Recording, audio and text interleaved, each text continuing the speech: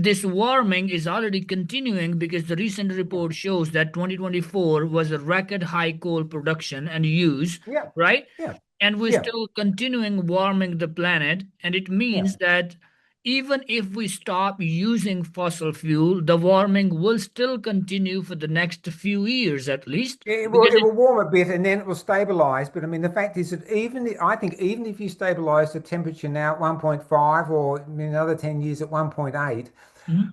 that would not stop a whole Yeah, lot of these systems change. I mean, if we look back at climate history, for example, there's some recent work which shows that the amount of carbon dioxide now is more than any time in the last 16 million years. yes, So, yeah, I so saw that too. Yes. over the last 15, 16 million years, we've never had CO2 greater than now. Yeah, Um, Yet there's very clear paleoclimate data that around 4 million years ago, where CO2 was less than now, about yeah, 400 as opposed to 425, back then temperatures were 3 degrees warmer, sea levels were 20 to 25 meters higher. higher.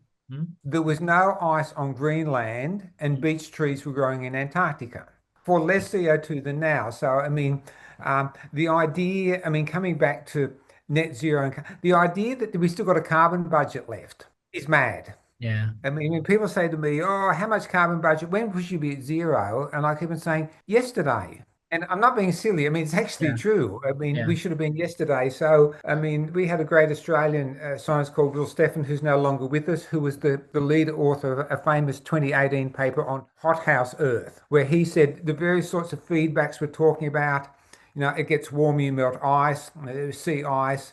That changes the Earth's reflectivity. You get more heating, forests burn, that puts more CO2. More. I mean, these are cycles that Yeah. wind up on themselves. And they said you can get to a point where the Earth would continue to warm. Even we cannot exclude the risk that a cascade of feedbacks could push the Earth system irreversibly onto a hothouse Earth pathway.